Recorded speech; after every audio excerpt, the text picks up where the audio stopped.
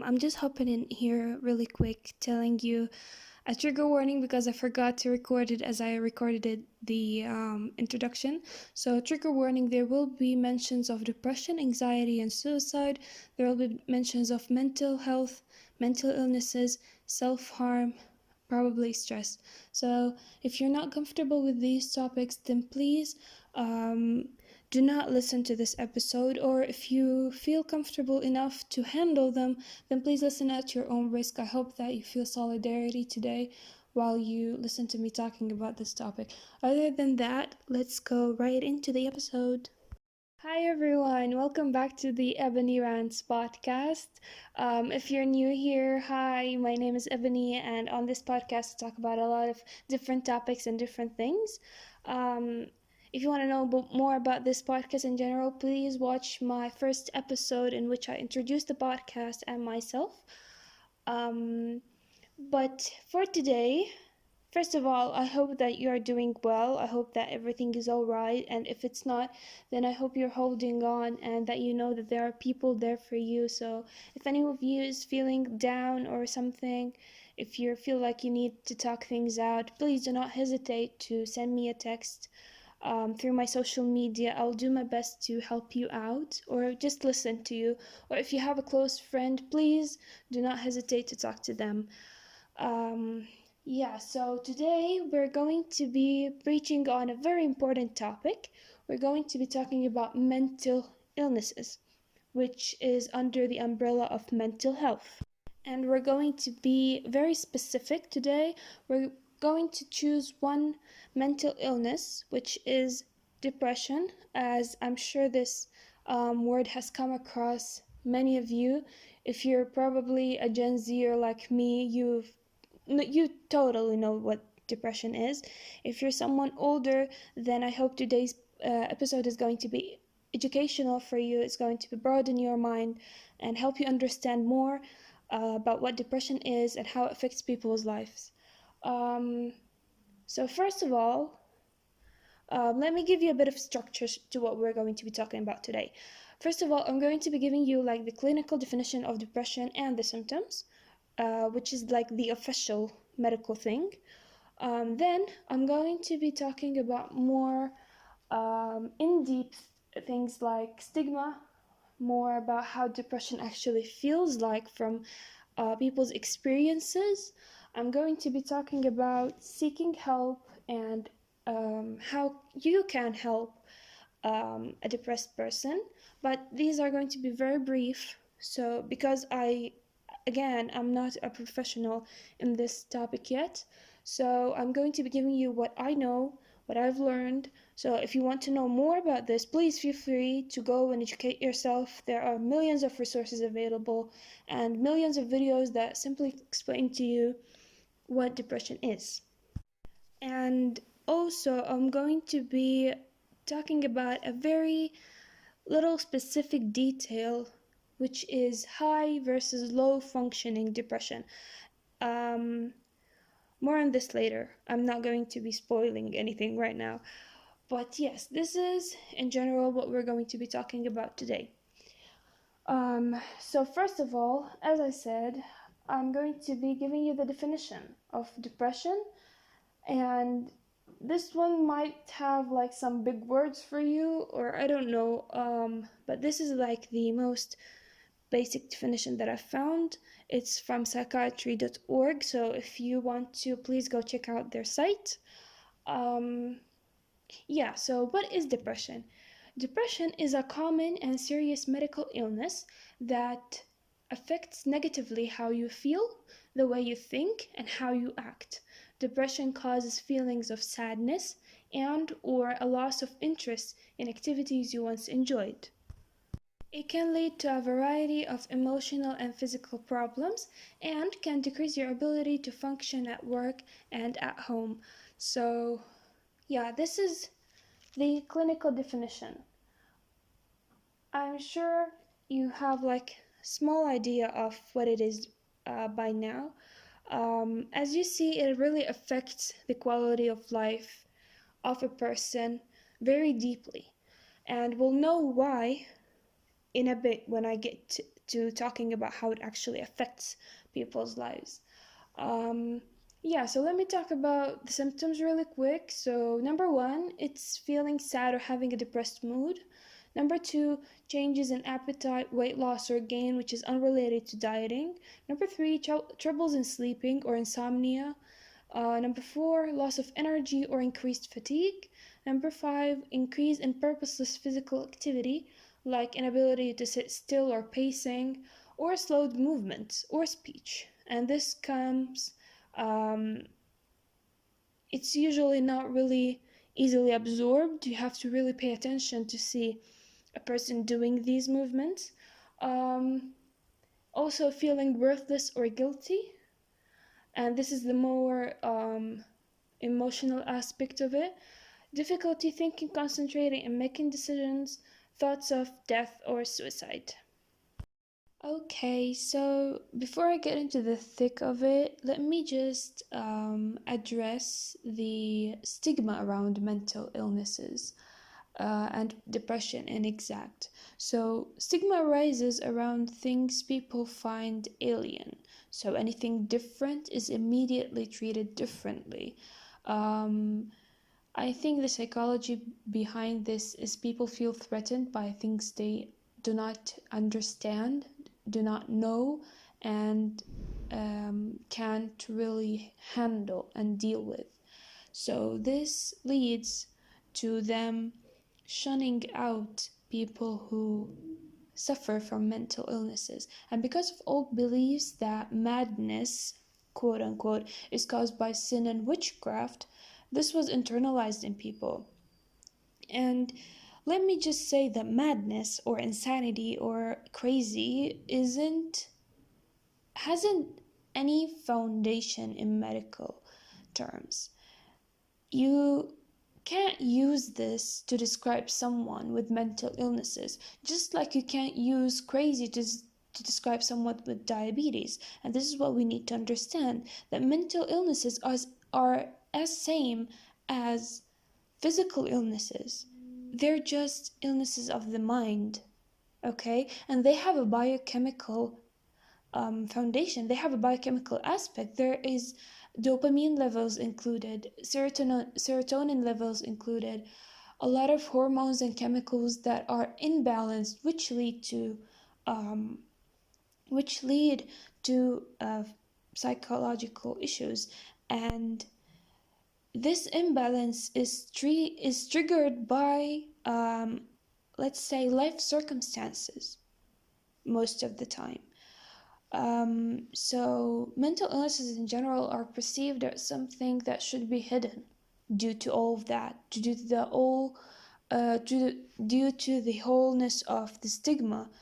They're perceived as something to be shameful and embarrassing and irrational and sometimes unjustified. And this really just makes everything worse. This serves people with depression wrongly. It basically eliminates their experiences, puts them in the shame room, and they feel so invalidated and embarrassed, which is why most of them stay quiet. This is the reason why depressed people never share, why you won't know something about them until it's almost too late. So it's very, very important to remove the idea of stigma around mental illnesses. It's important to start treating them like any other illness, like cancer, like ulcers, like bone problems, like arthritis, like hypertension. They are an illness, and it should be perceived as an illness, not as a fault in personality, not as a fault in a person's identity. This is important to engrave in your mind. This is an illness. This is a disability. This is not a fault in character. And even with the rising campaigns that usually we see a lot now, they've been rising in the last around 4 years or so, which I'm really happy about.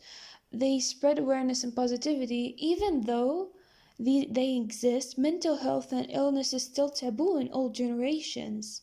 And this is something that needs to change. Like people who are, let's say, 40 years old and older, they still have this stigma internalized in them, and it's sometimes really hard to even negotiate with them about it. Um, and this stems from lack of education. They just don't understand it. This is the whole idea of fear. You are afraid of what you don't know, okay? Just like we're not afraid of the darkness itself, we're afraid of what might be in the darkness. This fear of the unknown is what leads to irrational behaviors, like stigma around mental illnesses, the way we treat those people, the way we talk to them, the way we remove them, excise them from our society. This needs to change. Simply said, this needs to change. And instead of shame and banishing, there should be compassion. There should be empathy and understanding. We should welcome them. We should embrace them rather than just throw them out. They're just people like us. The only thing, let's say, wrong with them is that they have an illness. Just like you have pneumonia or a cough. It's just as simple as that. But yet we strive to make everything so complicated because I don't know, like, why not just take it slow and understand those people instead of just like throw them out. So we should help and listen to those with mental issues, not discard them as lower grade, because they're not. Because like everyone else, people with depression and mental illnesses in general deserve to feel heard and loved and validated. There are people you know. There are people in your community. They are productive people despite their illnesses. There are people who want to contribute to society but can't. So instead of just pushing them away, why not welcome them and help them and embrace them and reinforce them to help them contribute? This is something that we need to think about. How can we welcome those people and allow them to thrive in our society? Think about this. Take a minute and think about this. And now that we've talked about stigma and we've talked about the definition of depression and all of that, we're going to go into a little break while you still think about what I told you.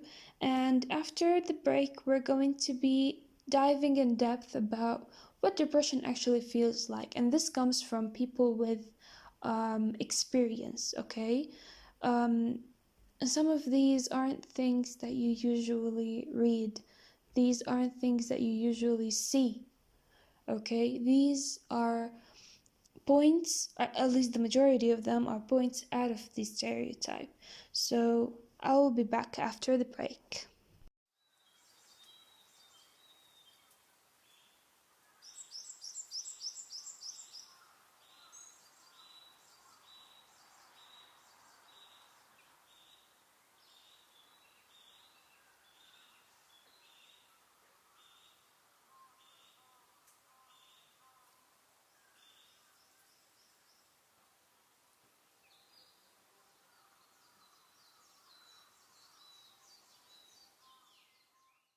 Okay, so welcome back. I hope that by now you have a clear idea of what we're facing here. And now I'm going to dive deeper into what depression actually feels like. And this, as I said, comes from the experiences that I've read about and seen and heard and sometimes experienced myself. So oftentimes there is a stereotype surrounding those who have depression, and this is mostly reaching us from the media, from how they're portrayed in different types of media like movies and dramas and songs and social media posts and all of that. So it's usually portrayed as crying, self-harming, suicidal thoughts, dressing in dark colors. Somehow people associate dressing in black with depression. I don't know how they made such association, but you guys, I mean, come on, that's just a color. And people dress to express themselves, but not necessarily everyone wearing black is depressed. Like, let me just put that out there because God knows we need to change that mentality. And while these are like true portion of depression, these things do happen. They're not everything. They do not sum up the illness. They do not sum up the experience, because people experience depression in multiple ways and everyone's experience is unique to them. So you cannot really generalize anything. And a lot of the symptoms are shared and others are individual. So you cannot really put the symptoms of depression and what people feel like under one umbrella. It's more like a spectrum. So not everything is about the color black or emo bands or whatever. Like, there is some important and serious depth to depression. So I'm going to be diving into these today. And there are quite a lot, as I have written here. They're not so grab some popcorn or a snack, because we're going to be sitting here for a long time. So yes, let's talk about some less talked about depression symptoms. So number one, feeling numb and empty. And this is something I think comes when you're more in the depression itself. It doesn't happen like at the beginning.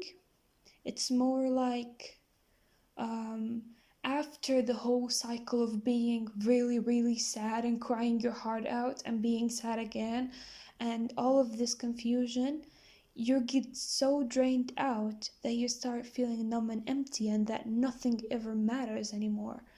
And you're just sitting there with a hole in your chest, feeling the void and not knowing, are you even existing anymore? Are you even alive, or is this just a carcass? Is this just a body? So this is something very common, feeling numb and empty. And as I said, it's usually in a more advanced stage of depression, where you're just drained out from all the emotions, where everything is just, you're literally wringed out and just left there. Number two is trouble in understanding and communicating feelings, which can really be confusing, because feelings often come in a bundle and they're not single. They're not like a feeling and a cause and feeling cause result and like that. No, it doesn't come like that. It comes like a mess and you're left to detangle it. And a lot of times, multiple feelings can result from one thing and vice versa.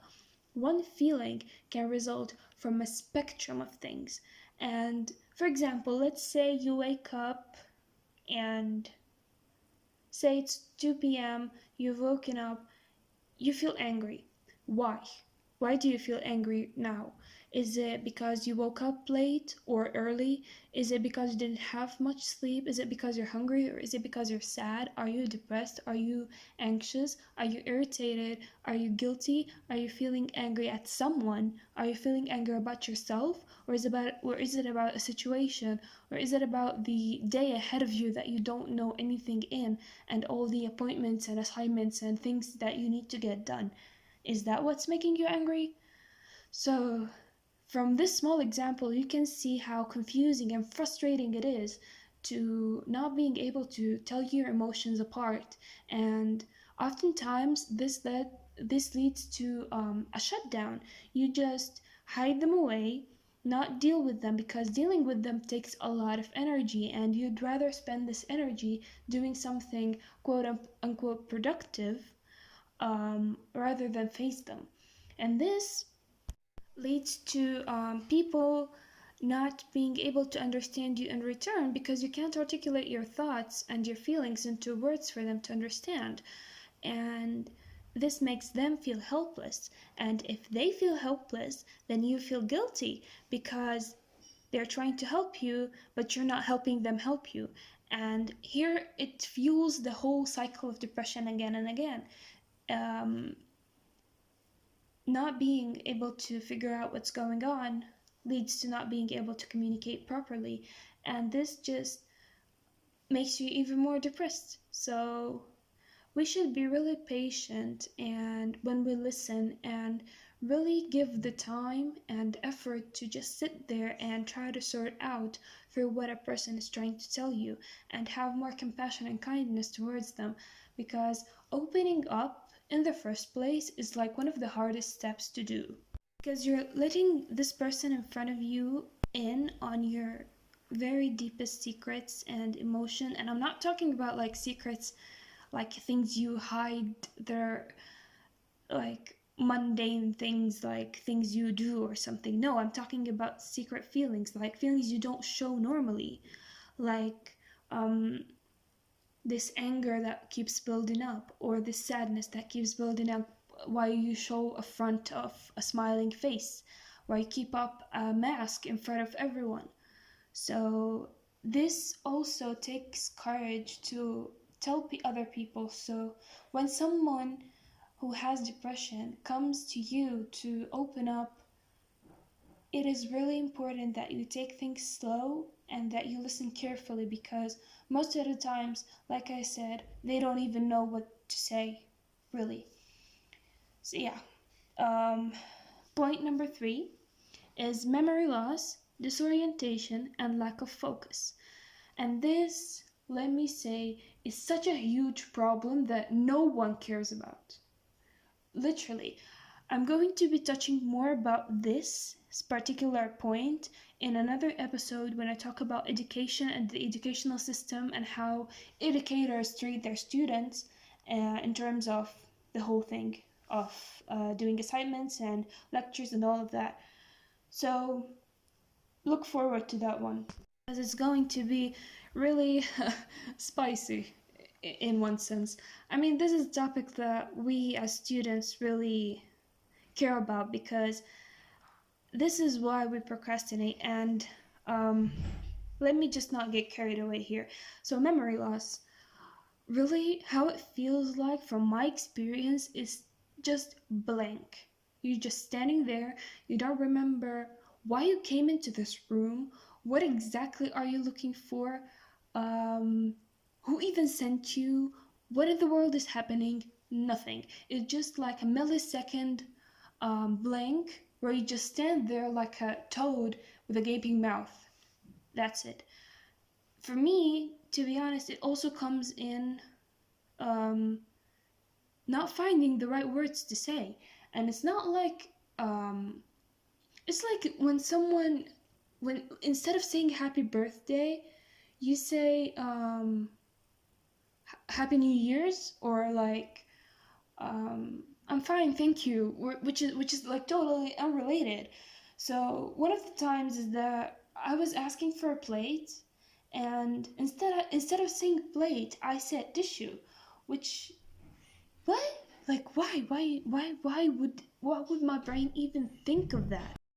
Not only it's unrelated, it's like weird, because I visualize what I want to say, like I know it in my brain, like there is an image of a plate in my brain, okay, but my mouth kind of says tissue, and what is that? Like, why do you do this? Why can't you just function properly, get a word associated with an image, give an output? It's that simple, but it's actually not. Like, this is one of the really annoying things that happen, that you just can't put together a word with an image. This can also come under disorientation, or I don't know, but it's one of those weird things that just don't make sense. And this all fuels into lack of focus. And oh my god, how many times have I sat in front of a laptop trying to listen to a lecture, and my brain just goes like, you know, those technical difficulties noises? Yeah. I can't focus. I can't put the words in order. I can't see what the person is talking about. Nothing. And this is very, very, very vital to performance, to education, to learning.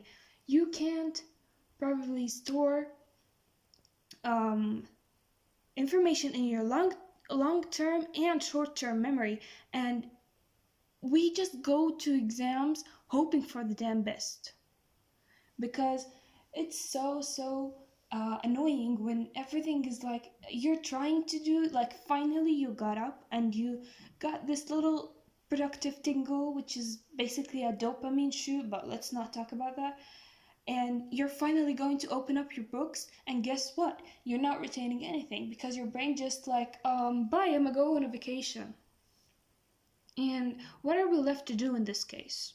Like, honestly, it really bugs my mind. That's why I'm being really petty about it. Anyway, point four. Point four? Yeah, point four. Trust issues, fears of judgment, and anxiety. And oh god, this is like, some of you might mistake this with social anxiety, which are part of, I mean, these things are part of social anxiety. But with trust issues, it's more like I'm not trusting you with my inner thoughts. I'm not trusting you with what I am, what I have, and myself. And like, are you able to handle me if I just suddenly spill all of these things that are piled up inside me? Will you be able to accept me for like the things that I have? Like, would you be able to accept the fact that I am a depressed person and my mind doesn't function like other people's minds, like neurotypical minds? Will you be able to handle that? So yeah, this one comes under the opening up point, is that you can't open up if you can't trust. And really, it takes a long time to earn a depressed person's trust. And sometimes they tend to filter.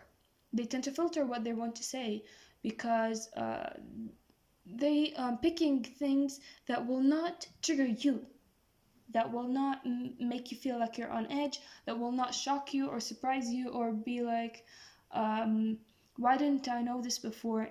We don't want to info dump you so that you don't run away. So yeah, this is kind of the boundary that we have with talking about depression in its form, is that we don't trust people with not judging us. Yeah, so number five. Number five is self-destructive monologues, dark humor, thoughts, and guilt. And this is a wide sea of things, and people experience this very differently. So I'm not going to be going like very in detail about this point, but let me just give you a picture of what usually happens. So self-destructive monologues usually involve talking bad affirmations to yourself. So you're filling your mind with thoughts that are destructive to you, to your personality, to your self-esteem, to your confidence, to your just mentality as whole. Like, I am not enough, I am not worth of care, of love and friendship, I do not deserve to eat, I do not deserve to sleep, I do not deserve to rest, I do not deserve being here.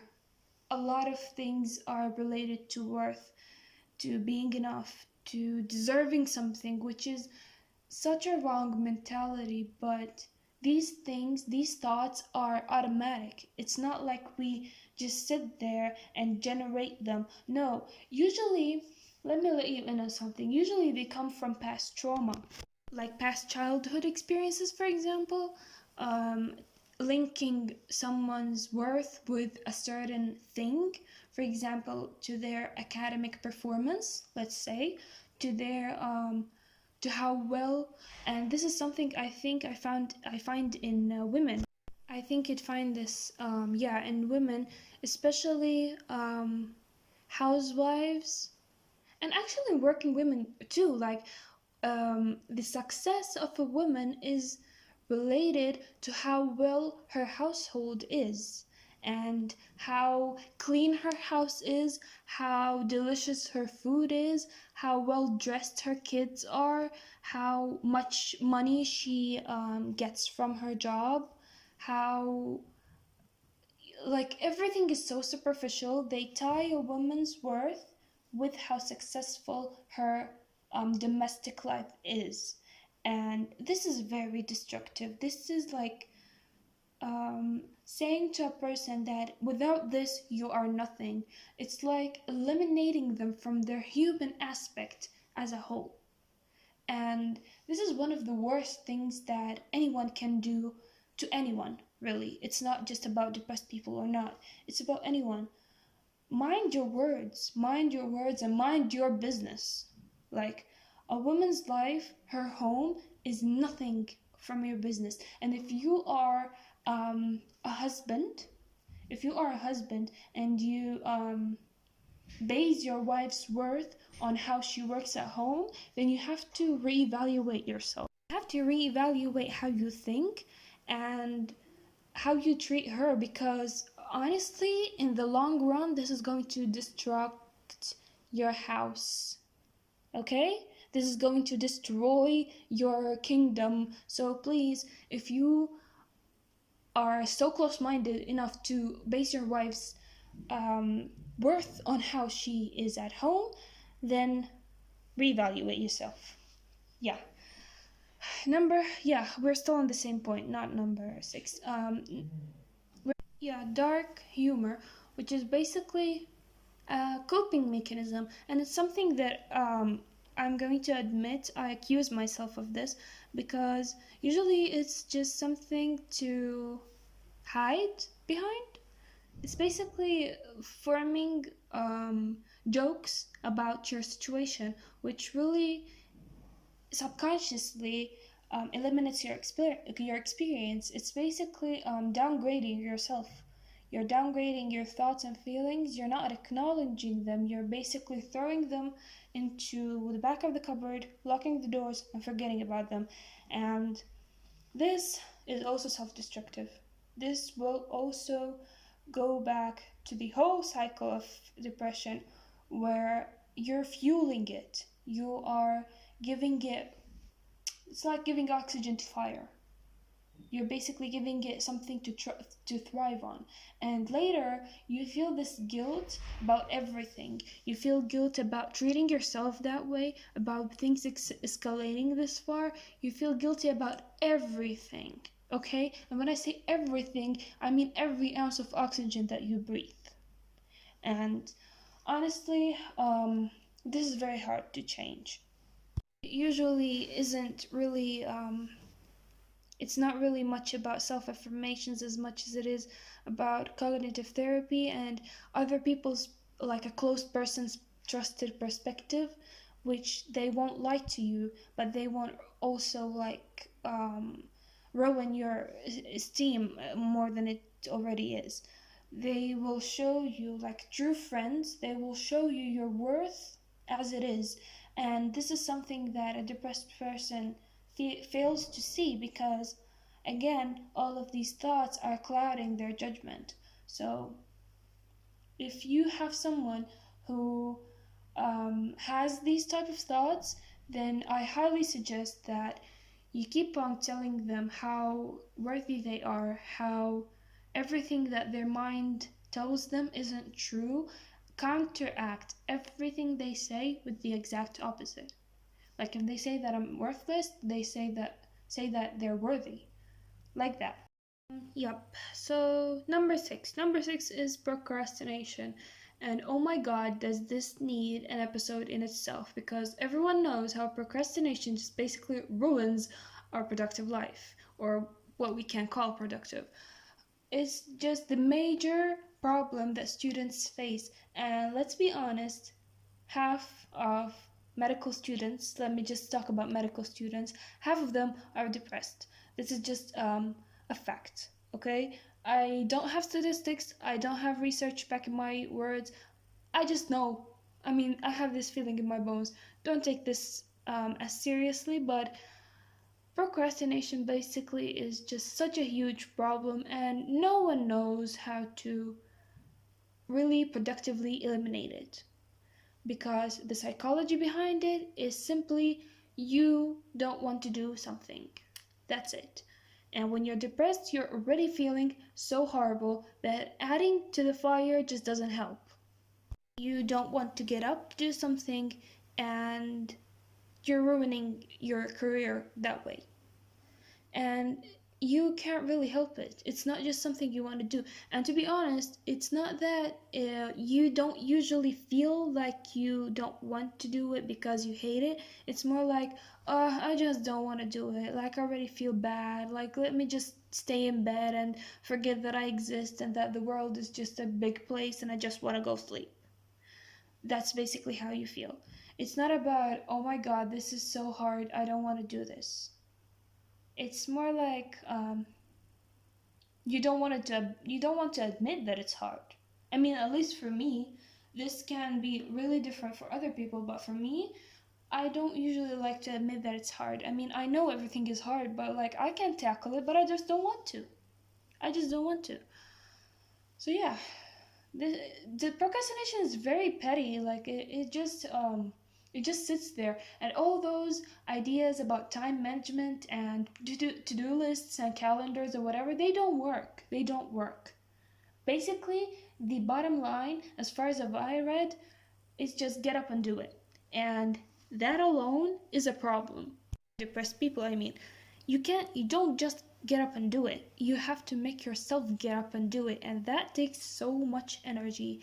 And at the end of the day, you only just do one page, and while everyone tells you to be proud of yourself that you've done something, you basically feel like crap, and you feel guilty about not being able to do something. Again, the cycle of depression. Depression, guilt, depression. See? It's all a cycle. So, yeah. Yeah, so I know that I said that I will be talking about more things than just those 6 points, but as I'm editing, I'm seeing that the episode is getting way too long, so I don't think that you'll be listening to it if it was longer than this.